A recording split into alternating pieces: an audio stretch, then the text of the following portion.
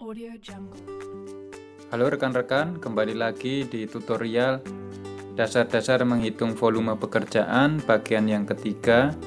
Sebelum pelatihan kita mulai, seperti biasa kami minta rekan-rekan untuk subscribe, like dan share agar pelatihan-pelatihan yang kami berikan semakin bermanfaat dan channel kami pun juga bisa semakin berkembang.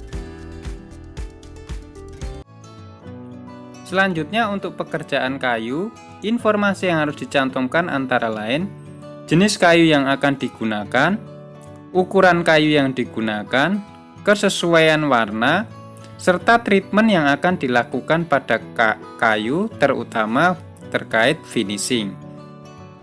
Perhitungan volume pekerjaan kayu dihitung dalam satuan meter persegi atau bisa juga dalam meter kubik.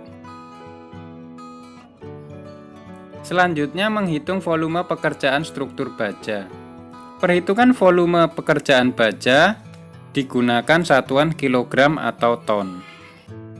Informasi yang harus dicantumkan antara lain mutu baja dan dokumen tes mutu baja, toleransi pemasangan atau verticality, metode sambungan. Untuk baut, mur dan angkur harus diberikan berdasarkan bobot untuk setiap struktur. Pengecatan baja dihitung dalam satuan meter persegi. Selanjutnya menghitung volume pekerjaan logam. Yang termasuk dalam pekerjaan logam antara lain stainless steel dan aluminium. Perhitungan pekerjaan volume logam dihitung dalam satuan meter atau meter persegi. Informasi yang harus dicantumkan dalam pekerjaan logam antara lain mutu logam, toleransi pemasangan, metode sambungan, dan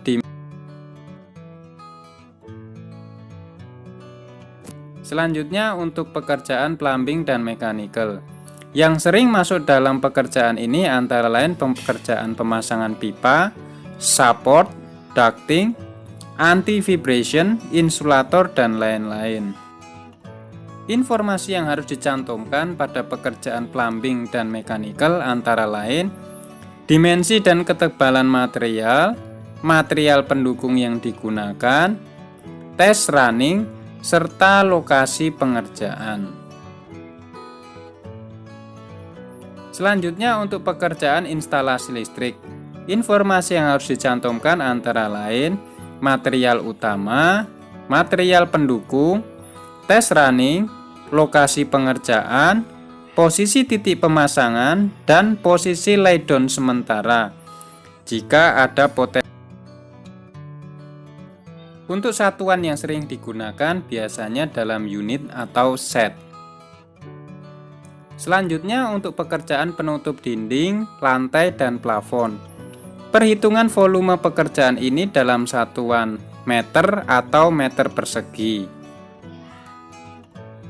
Informasi yang harus dicantumkan antara lain dimensi material, material pendukung, serta lokasi pengerjaan. Selanjutnya untuk pekerjaan kaca.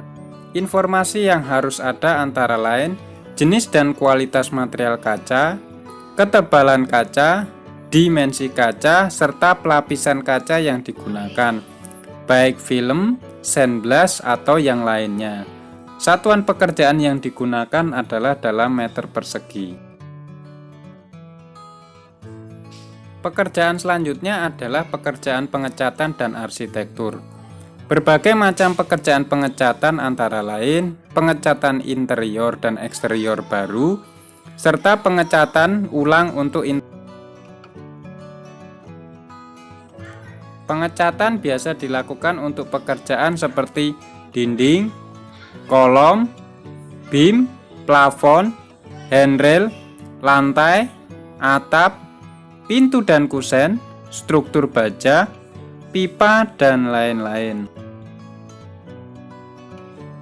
Pengecatan plafon atau balok atau beam dengan ketinggian di atas 3,5 meter harus dijelaskan menggunakan alat bantu.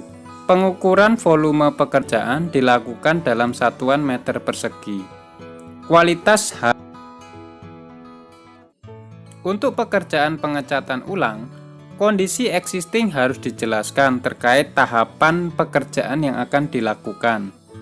Pengecatan juga harus dideskripsikan berapa kali pelapisan, harus ada batasannya.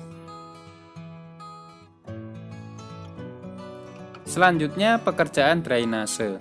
Informasi yang harus ada antara lain acuan tanah dasar, dimensi drainase yang digunakan harus tercantum.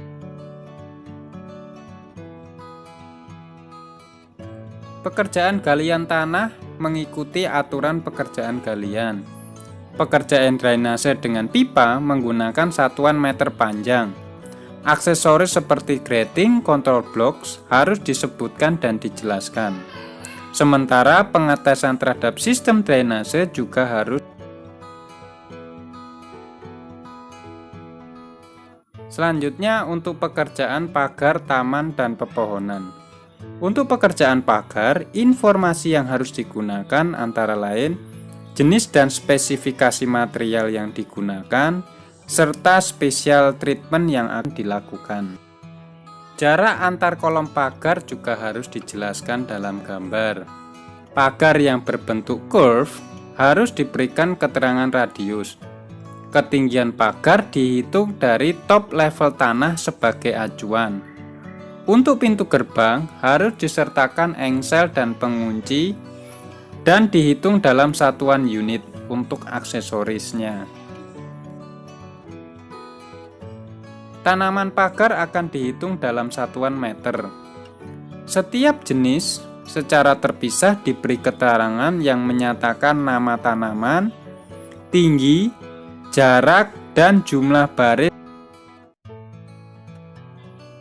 Segala persyaratan untuk menyiram, menyiangi, memotong, dan pagar sementara juga harus dijelaskan di awal.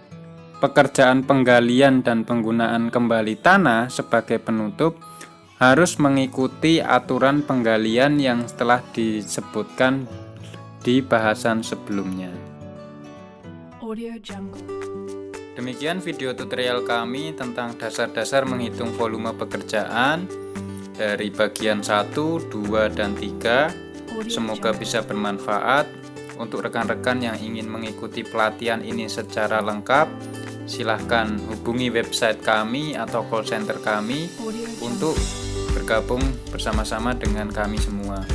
Semoga bermanfaat dan semoga channel kami semakin berkembang. Audio Jungle.